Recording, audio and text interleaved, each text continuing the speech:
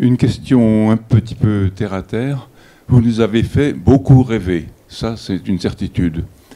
Mais ce que je me demande, qu'est-ce qui se passait dans le cerveau, dans le cœur de Jean-Loup Chrétien, juste dans l'heure qui précédait son premier départ dans l'espace?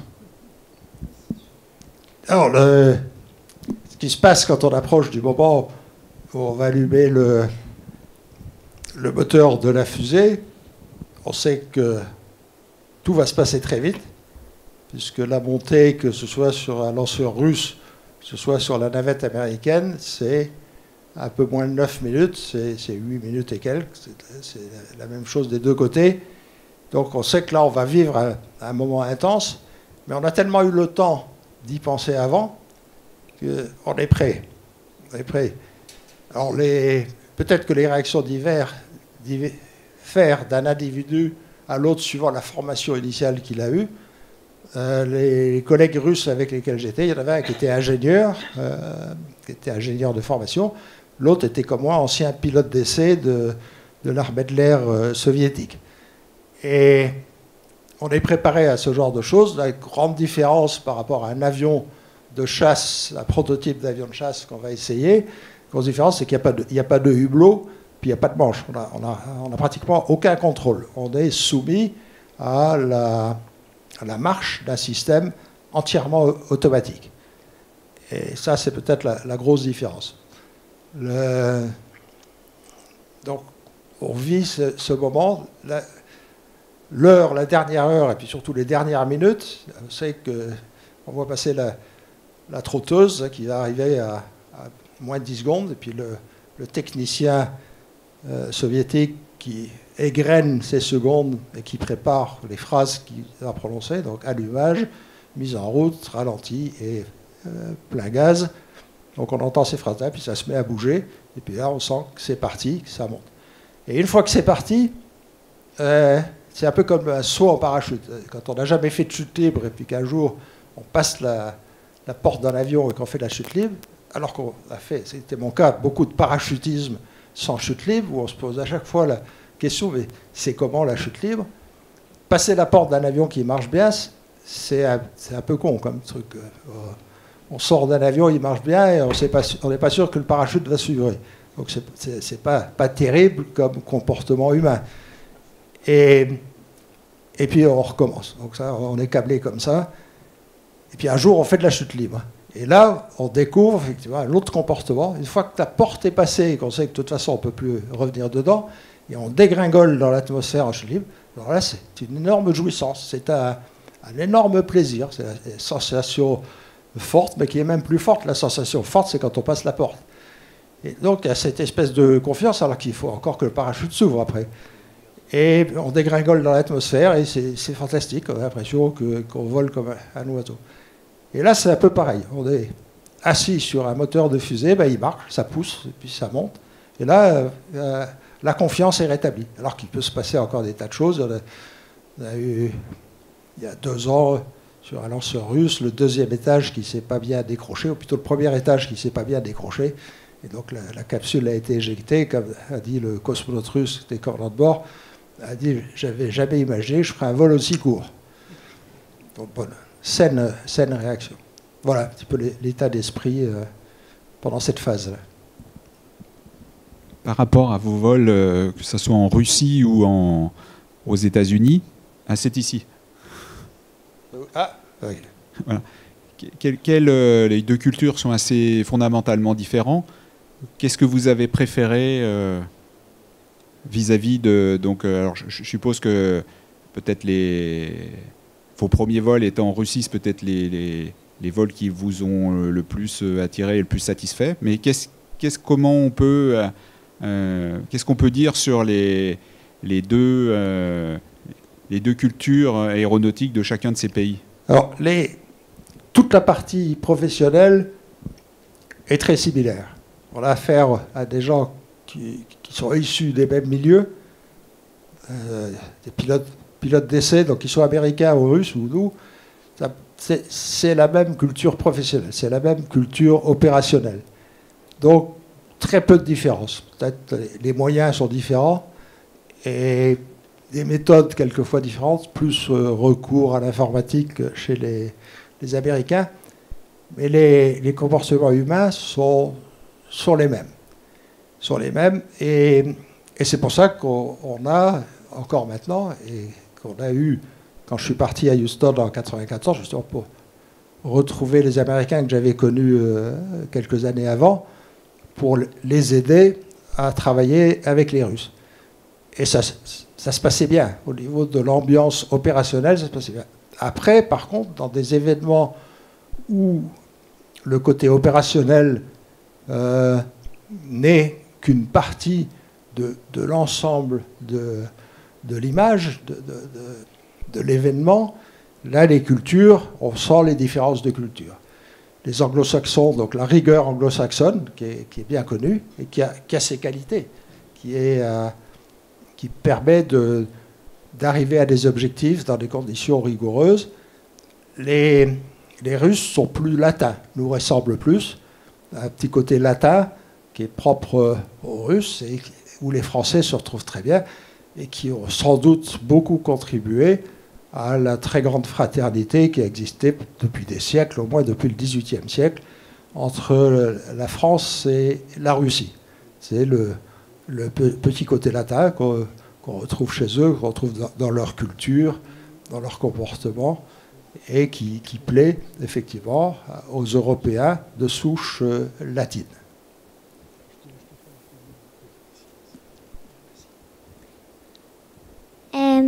Je voulais demander comment vous faisiez pour boire dans l'espace. Pour boire dans l'espace. Oui. Alors, on boit avec des outres, ce sont des poches. Je ne sais pas si tu connais le mot outre, une outre. Tu sais, c'est comme ça qu'on dit, je crois. Les montagnards, ils connaissent ça. Et on a de l'eau, dans un petit trou, puis on appuie dessus, puis ça part, et on met la bouche devant. Si on ne met pas la bouche devant, ben ça part ailleurs, ça part sur le voisin.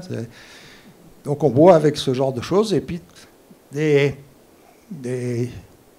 hommes de l'espace, des astronautes ou des cosmonautes s'amusent, et tu en as peut-être vu, s'amusent à faire des grosses boules d'eau. Alors il faut être assez adroit, mais ça se fait. On fait une grosse boule d'eau en apesanteur, elle flotte, puis après on prend une paille, et on boit la grosse boule d'eau. Alors quand on est ambitieux et qu'on fait une boule trop grosse, on a du mal à la boire toute, mais il faut la boire, on n'a pas le droit de la laisser là, et puis de risquer qu'elle aille se balader à des endroits où elle n'a pas le droit d'aller. Donc c'est un jeu auquel ça donne pas mal de gens dans l'espace, mais ils oublient quelquefois la taille de la boule. Ils découvrent après qu'elle est très grosse, et ils ont du mal à la boire. Merci. Qu'est-ce qui vous a donné le plus de sensations entre votre carrière de pilote de chasse et le fait de tourner autour de la Terre en apesanteur? C'est un ensemble. Ce que vous avez préféré? C'est d'avoir, chaque fois qu'on peut, de grandes satisfactions. Quand j'ai été pilote de chasse, c'est comme j'avais cette ambition de voler un jour dans l'espace, donc qui m'a prise dès le vol de Gagarine. Donc quand je sortais de l'école de l'air en 1961, donc après le vol de Gagarine. Donc dès que j'avais l'occasion de le faire, je faisais une parabole. Donc en mirage, c'était super, parce qu'on pouvait prendre quand même des vitesses assez confortables. Donc je faisais des grandes paraboles en mirage, je faisais voler ma checklist, tout ce qui pouvait voler à bord.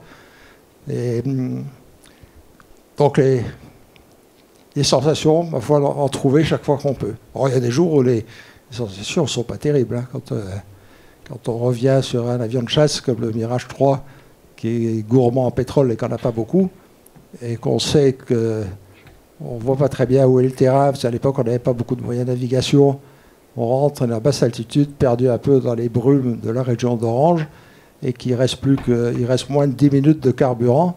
Des moments où on préférait que ce soit quelqu'un d'autre, mais bon, c'est pas de bol, c'est moi. Oui, bonsoir. Du coup, je suis là. Alors au final, c'est presque deux questions en une. Au niveau historique, vous avez volé sur la navette spatiale, mais les Soviétiques avaient développé un programme, Buran également, et j'aurais voulu savoir ce que vous pensez que ce programme aurait pu donner s'il était devenu effectif. Et la suite de la question, c'est que pensez-vous au final de l'ingérence du secteur privé au niveau spatial? Alors le programme Buran était une copie du programme américain, de la navette américaine. Buran était une copie. Hein. Les Russes ne sont pas trop cachés. Ils ont essayé de dire que quand on vise le même objectif, on trouve les mêmes moyens. Bon, c'est un peu hasardeux comme justification. Donc, ils auraient pu effectivement faire voler cette navette avec des équipages, mais telle qu'elle était conçue, il y avait des défauts techniques qui faisaient que la mission de la navette Buran n'aurait sans doute pas pu être comparable à la mission de la navette américaine. Ah oui, puis il y avait...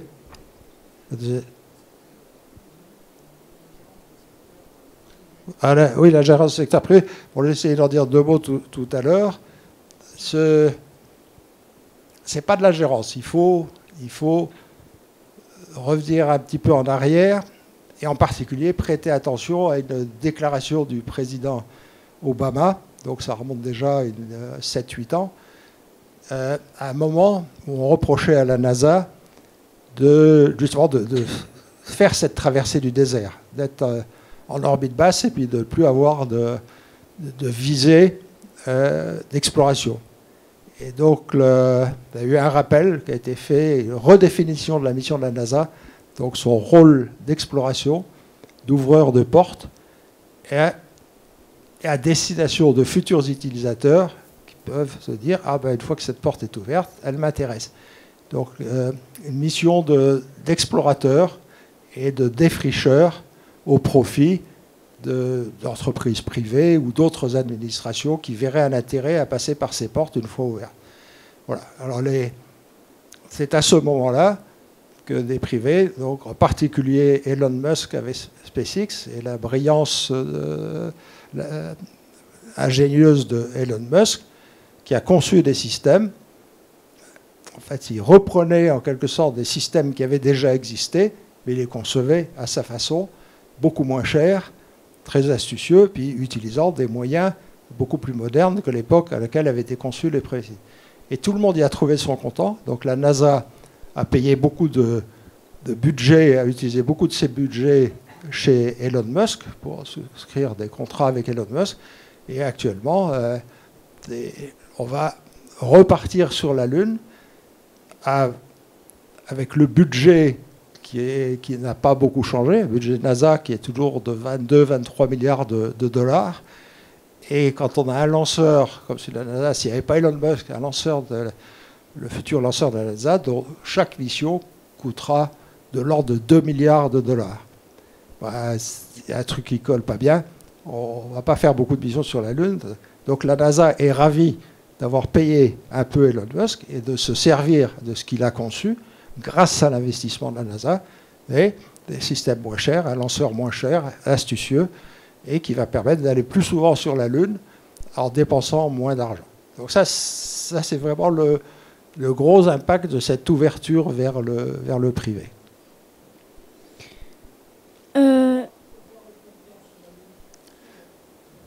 Là j'ai répondu déjà à la question, pourquoi retourne-t-on sur la Lune? Satisfaire le besoin d'exploration de l'homme. Ça ne s'arrêtera jamais. Ça s'arrêtera jamais. Donc on va sur la Lune parce qu'on pense qu'il faut mieux comprendre l'origine du système solaire. Donc la Lune est un témoin qui est allé se figer très vite autour de la Terre et qui contient des éléments concentrés à l'époque, au moins de la collision sans doute de la Terre avec un autre astre qui a fait s'échapper cette partie de Terre qui est devenue la Lune, qui s'est figée à ce moment-là. Donc on va pouvoir trouver très certainement des branches répondant à nos questions sur la conception même du système solaire et des planètes du système solaire, et puis faire de la Lune un satellite artificiel actif au profit de la planète Terre, mais au profit intelligent. Ici, comment vous faites pour manger dans l'espace? Comment on fait pour manger? Oui. Alors, on a parlé tout à l'heure de comment on fait pour boire. Boire, c'est ce qui est le plus difficile, parce que les liquides peuvent s'échapper facilement. Dès lors qu'on parle de manger des choses concentrées, dures, ça se passe presque comme sur Terre. On ne peut pas évidemment poser une assiette sur une table. C'est un luxe qu'on ne peut pas avoir dans l'espace. Mais on fait presque pareil. Donc on a souvent des boîtes de conserve ou des poches dans lesquelles il y a des aliments préparés. Et on a une fourchette et on pioche dans la poche. Et on mange avec une fourchette. C'est presque comme sur Terre. Alors si on ouvre une poche dans laquelle il y a des cacahuètes, ça c'est... Bon, les gens qui ont eu la mauvaise idée de nous faire des poches avec des cacahuètes, je pense qu'ils l'ont fait exprès pour nous poser des problèmes. Quand tu ouvres la poche de cacahuètes, les cacahuètes, elles se barrent. Il y en a partout. Et il faut compter sur les copains qui, avec la bouche, passent près d'une cacahuète et l'avalent. Et au niveau de l'hygiène... Voilà, on a mangé, on a bu, et comment on élimine? Voilà. Là, vous avez vu comment ça marche dans un avion? Là, c'est la même chose, sauf qu'il y a une ceinture quand même, parce que dans un avion, on bénéficie de la gravité. Dans l'espace, il n'y a plus de gravité, donc on s'attache. Puis après, alors, il y a un bon aspirateur. Là, si l'aspirateur tombe en panne, là, ça c'est moins bien. Mais en général, ça marche. Lorsque vous êtes revenu sur Terre, est-ce que vous êtes comme Thomas Pesquet? Est-ce que vous avez grandi, perte musculaire Alors, tout le monde suit le même régime. L'élongation du corps humain, c'est normal. Je pense qu'on a fait des expériences dans les hôpitaux. Des gens qui sont restés allongés, immobiles assez longtemps dans les hôpitaux. Bon, la gravité est toujours là, mais on est allongé. Ont des élongations de la colonne vertébrale, peut-être moins fortes que dans l'espace. Mais ça se remet en place assez rapidement. Donc, ce n'est pas la peine de changer de costume. Quand on rentre à la maison, il va être trop grand 3 semaines après. Et la vision, aucun problème. Je vous entends pas bien. Pour les yeux, la vision. La vision Là, je vous vois très bien.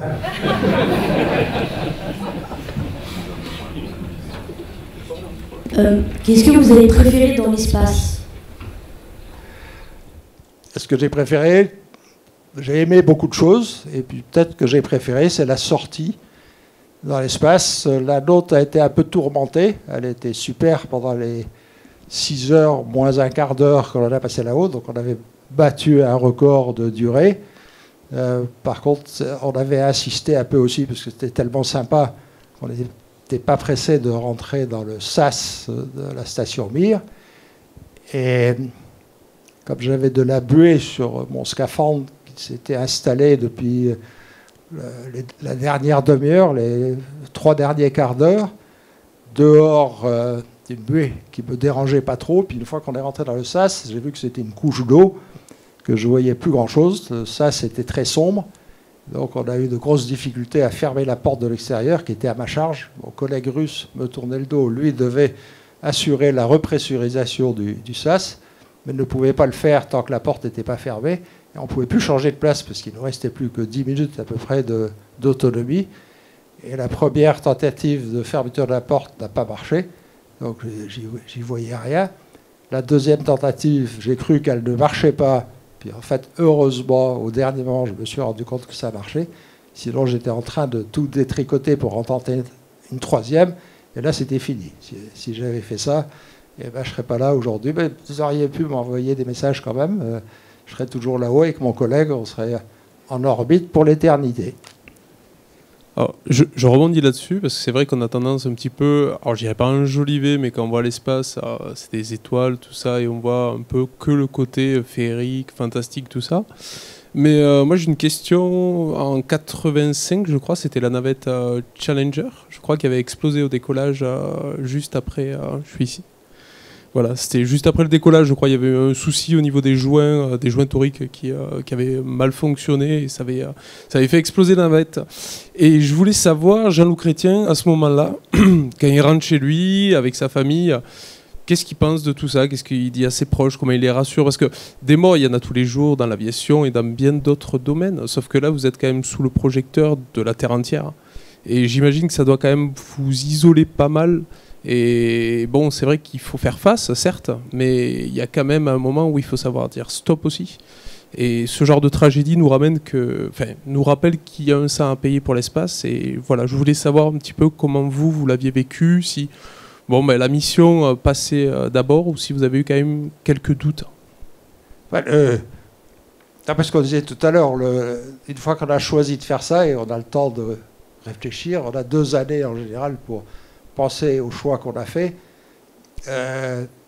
C'est arrivé très très rarement, très exceptionnellement. Je crois, j'en suis même pas sûr, qu'il y ait des gens qui stoppent en cours de route. Mais ça a dû peut-être arriver sur la population totale d'hommes et femmes de l'espace. Ça a dû arriver 2 fois peut-être chez les Russes ou les Américains. Et on a choisi de faire ça, on a fait des efforts pour le faire. C'est pas pour arrêter. C'est pareil, c'est inscrit dans nos gènes à un moment. Donc si on avait arrêté j'ai pas eu ce problème. Ça a dû arriver à des équipages après le premier accident de la navette, donc les équipages suivants qui étaient en préparation. Je ne suis pas sûr qu'ils ont tous volé après, parce qu'il a fallu qu'ils attendent 2 ans, plus de 2 ans avant que la navette reprenne ses vols. Et donc il y a dû y avoir des bouleversements dans les programmes à l'époque. Mais bon, j'ai pas beaucoup d'éléments de réponse. Merci. Jean-Loup. Attendez, micro. Quand vous sortiez de la station, vous aviez un fil d'Ariane ou vous étiez complètement libre? On va vous donner un micro. Et puis ce sera, je pense, la dernière. Lorsque vous sortiez à l'extérieur dans l'espace, est-ce que vous aviez un fil d'Ariane qui vous reliait à la navette ou vous étiez entièrement libre? Alors, on a un crochet d'alpiniste, donc on est toujours, surtout quand on se déplace, on se tient d'une main, puis on va mettre le crochet plus loin, on se redéplace, on l'enlève et ainsi de suite. Alors très vite, on se retrouve dans des situations où on n'a pas mis le crochet et on ne tient pas de l'autre main. Donc ça, c'est pas terrible, c'est arrivé à tout le monde. Comme en général, on n'a pas les bras tendus, donc on a une réserve de mouvement, des bras qui sont quand même repliés, pour aller chercher la balustrade, l'endroit où on devait accrocher le crochet. Donc là, on lâche l'assemble, le crochet qui flotte, et on se tient des 2 mains, et puis en faisant très attention, on récupère le crochet. Il y en a qui se sont retrouvés, il y en a 2, je crois, des Russes, mais on n'est pas sûr qu'ils l'aient pas fait exprès, qui se sont retrouvés au bout de l'ombilical. C'est-à-dire qu'ils ne se sont pas accrochés, et puis ils avaient donné une petite impulsion, donc ils n'ont pas pu rattraper la balustrade, et puis ils sont partis. Ils se sont retrouvés au bout de l'ombilical. Alors ce n'est pas une solution très rassurante, parce qu'il n'est pas fait pour ça.